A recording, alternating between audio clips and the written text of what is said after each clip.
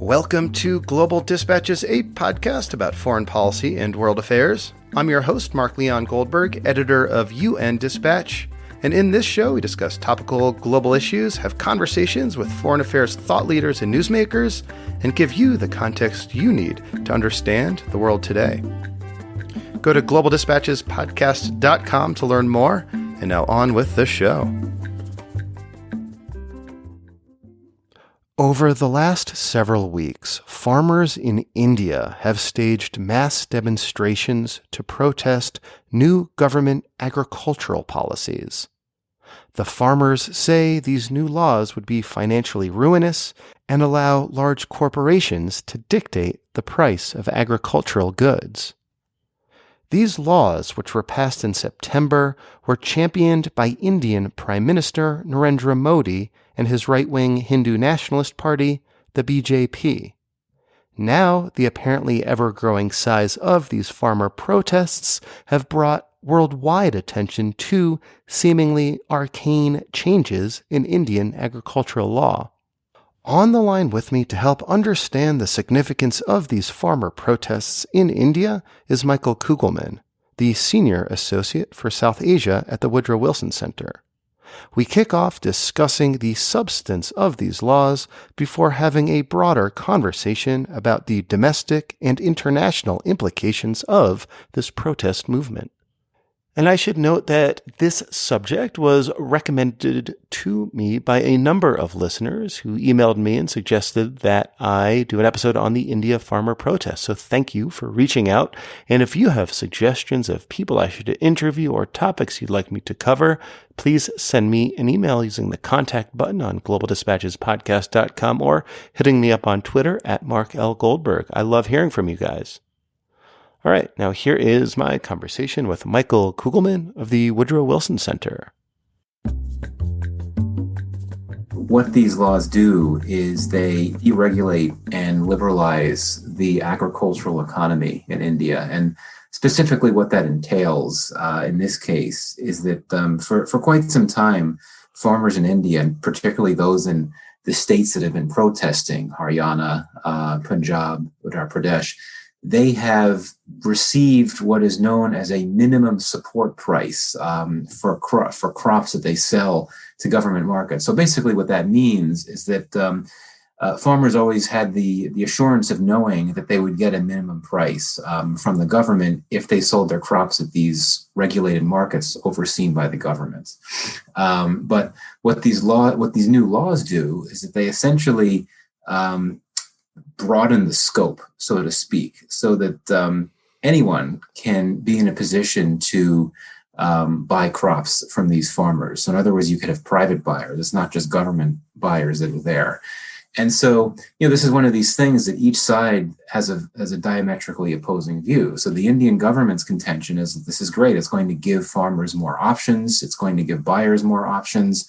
And it's just going to, make the agricultural markets bigger and less regulated, more flexible, and therefore more profitable, and so on. But the farmers that oppose these laws believe that this is going to straitjacket them and that it will essentially make them vulnerable to what they believe to be the predations of corporate farming interests that, according to many of these farmers, could entail private interests banding together, working together, and trying to artificially lower prices so that farmers wouldn't get as much for their crops. And these farmers that don't like the laws also worry that it'll be easier for them to fall into these contract farming arrangements, which is something that they really worry about. So, they're complicated, these laws, but it's one of these things that the government can say, well, look, we really need to deregulate and liberalize an agricultural sector that's really been struggling. They can make a good argument for that. But at the same time, the farmers have their own very real reasons to be concerned, particularly because, and we could talk about this, so many farmers in India are really struggling in a sector that's not doing well. Poverty rates for farmers have really gone up in recent years. And so for them to think that they're no longer going to have that safety net, that they're no longer going to get that guaranteed price from government markets, it makes them very fearful about their plight. So, if these laws were introduced in September of 2020, why was it only several months later in December and then January and now in February that these protests began to pick up steam? Yeah, well, the protests had begun not too long after the laws were passed, back in November, as I recall. That's when you started to have protests. But I think that there had been some efforts at negotiations, and they simply failed. And I think that the farmers concluded that the government wasn't willing to do anything to walk back these laws or anything like that. And I think that really galvanized them and sort of made the protest get bigger, so to speak. Though, I should say, to its credit, in its defense, the Indian government has tried to accommodate these farmers, and from an early point.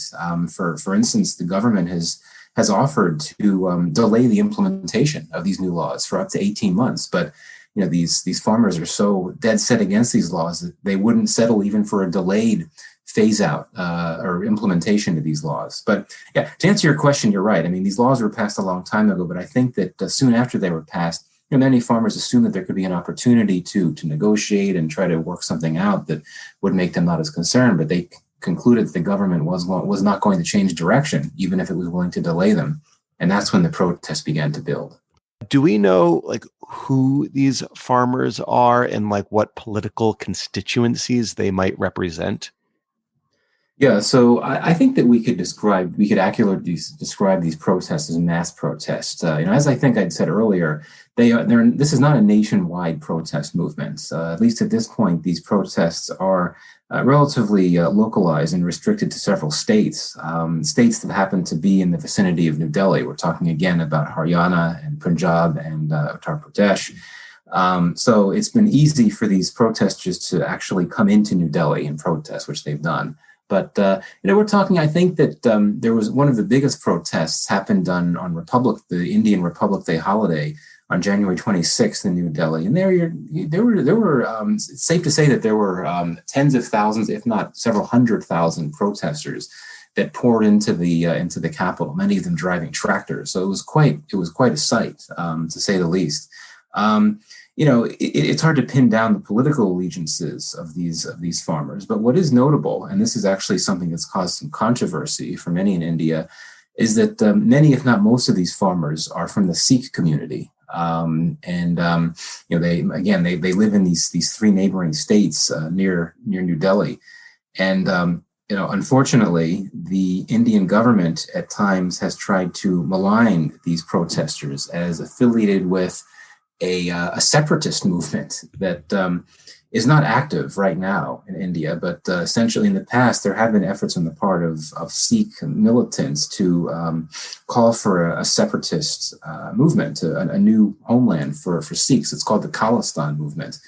And back on January 26th, when you had that protest in New Delhi, though these were mainly peaceful protests, there was a small group of them that broke away from the rest of the crowd and marched out to the Red Fort, which is the iconic landmark in New Delhi, unfurled a flag representing Sikh interests. And this is something that the Indian government jumped on, even though there was no indication that this had anything to do with separatism.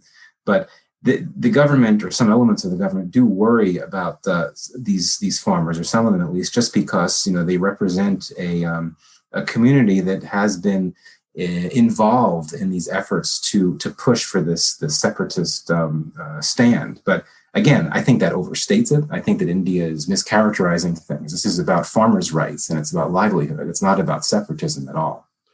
I guess, to what extent did that government response blaming Sikh separatism to a degree on these protests reflect a broader sense of, or the broader invocation, I should say, of Hindu nationalism that this government has used over and over again since coming to power, many years ago, seeking to use Hindu nationalism to its own, electoral advantage, its own political advantage? Is this sort of part of that story?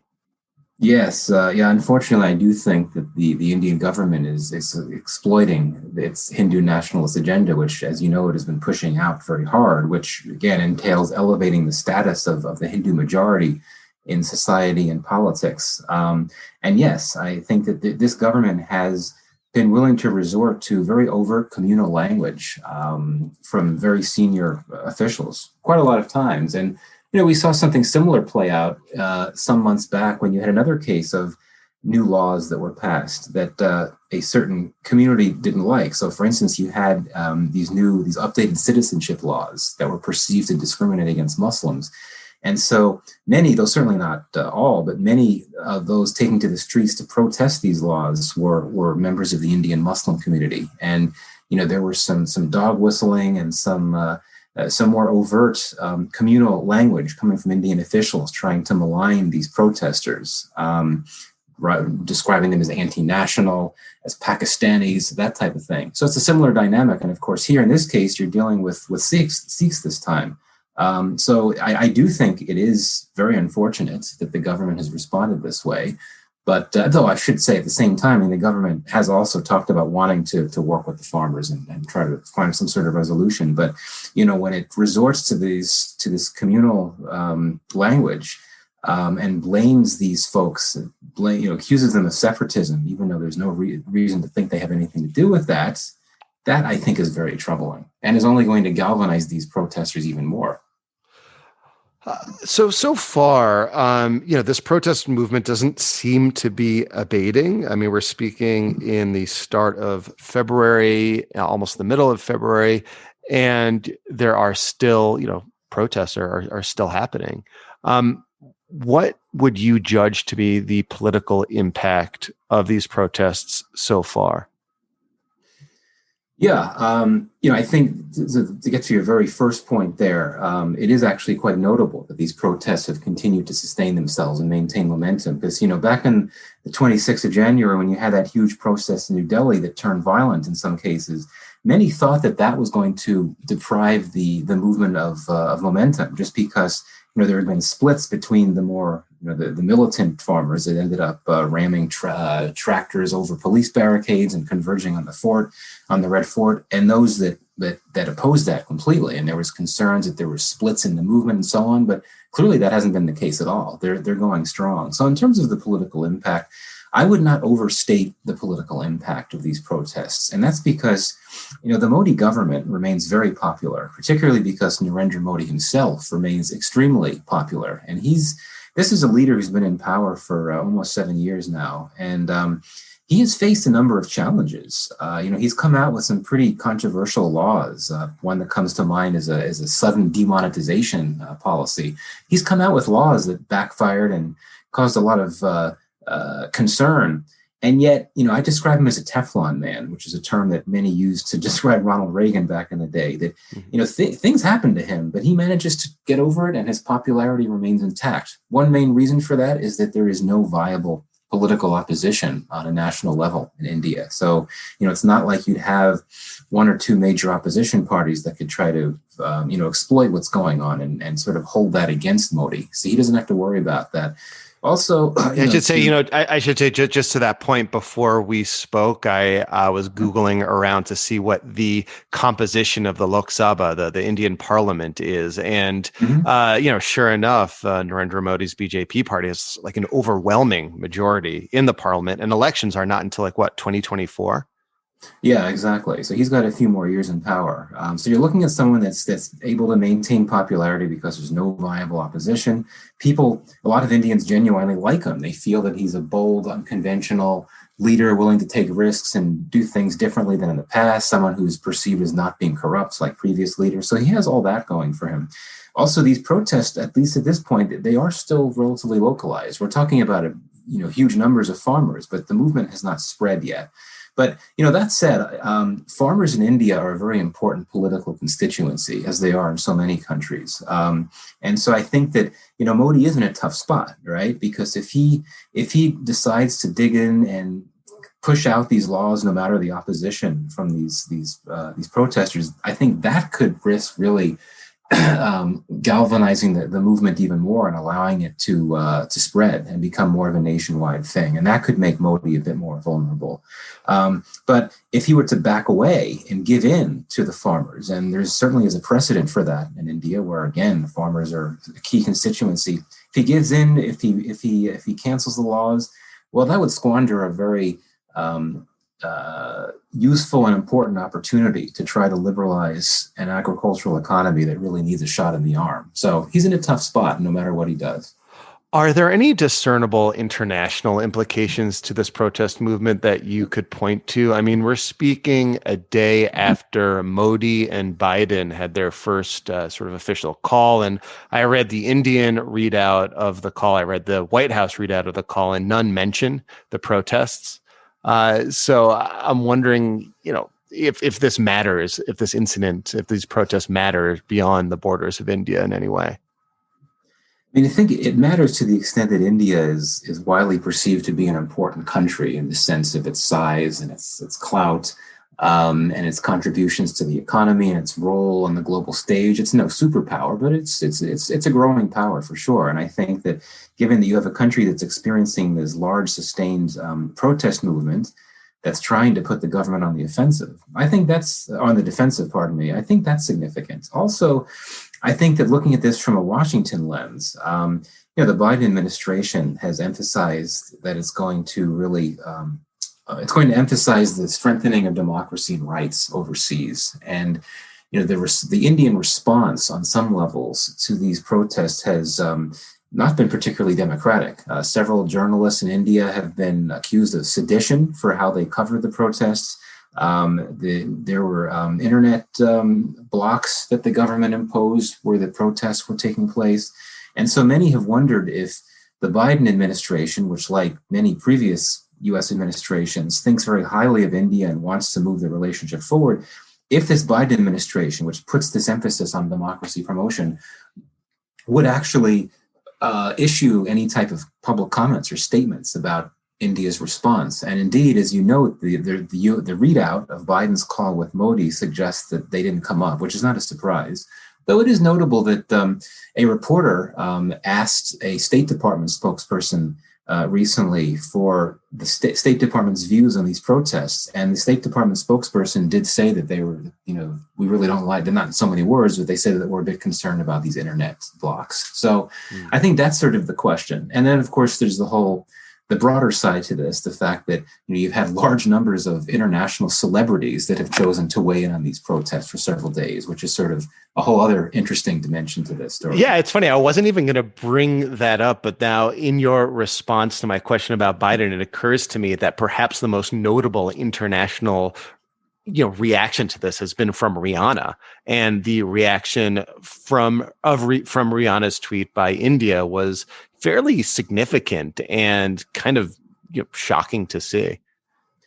Yeah, well, I mean, India's government, particularly the current Indian government, but Indian governments in general, tend to be very sensitive to outside commentary, and especially outside critical commentary about internal affairs, about domestic politics in India. So I think that, there was that, and I think there was just concern in New Delhi, knowing that a really famous individual, Rihanna, had decided to send out a tweet about this, knowing that would mean that a lot more people would soon be talking about it. I would not pass myself off as a Rihanna expert by any means, but I am aware that she is a globally engaged celebrity in the sense that she often comments about global issues ranging from poverty to climate change and other things. So in that sense, it's not too much of a surprise that she tweeted about it. And after she did, a number of other celebrities, some of them really famous, like Susan Sarandon, others not so much, like Kyle Kuzma, the NBA player. I guess if you're an NBA fan, he would be a household name. But for the Indian government, I find this very interesting. The Indian government, or should I say, Indian officials, have suggested that there's actually a global conspiracy here, that these celebrities were tweeting or talking about these protests because they are being paid by certain outfits, including those that may be tied to the Khalistan movement. Huh. These are allegations that some Indian officials have made. Now, for me, the thought of Rihanna colluding with Khalistani, with the Khalistan movement, it beggars belief. But at any rate, this is what the Indian government has said. My view is that farmers' protests, they resonate overseas, particularly when they're large and sustained, just because they they get at issues that I think affect many people or sort of galvanize people, whether you're talking about, the plight of small farmers from a social justice angle, or, climate change issues associated with these farmers, that type of thing. So in that sense, I'm not all that surprised.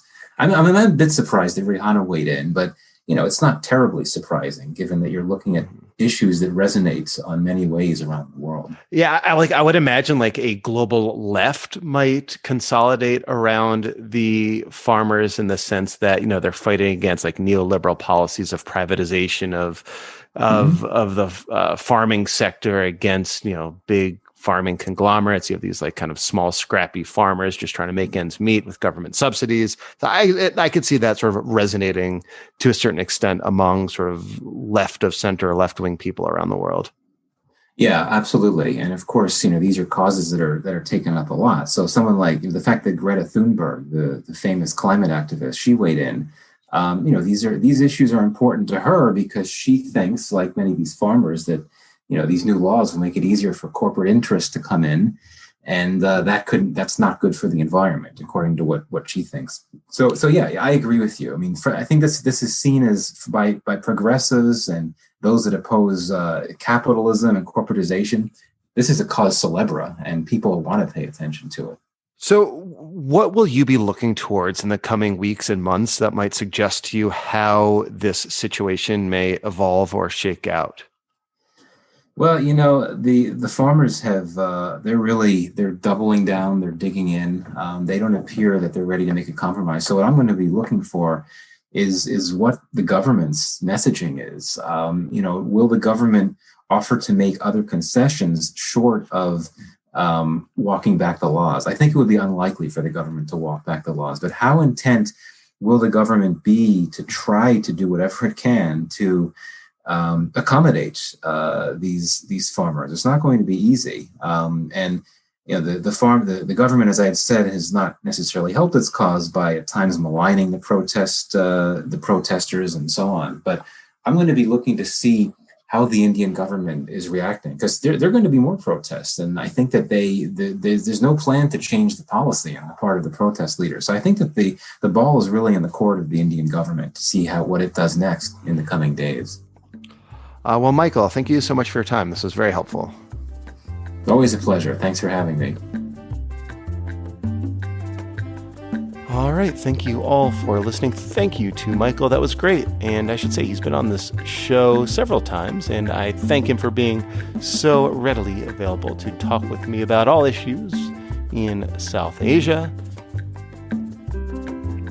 And you should definitely follow him on Twitter, and I'll post a link to his handle in the show notes of this episode. All right, we'll see you next time. Thanks. Bye.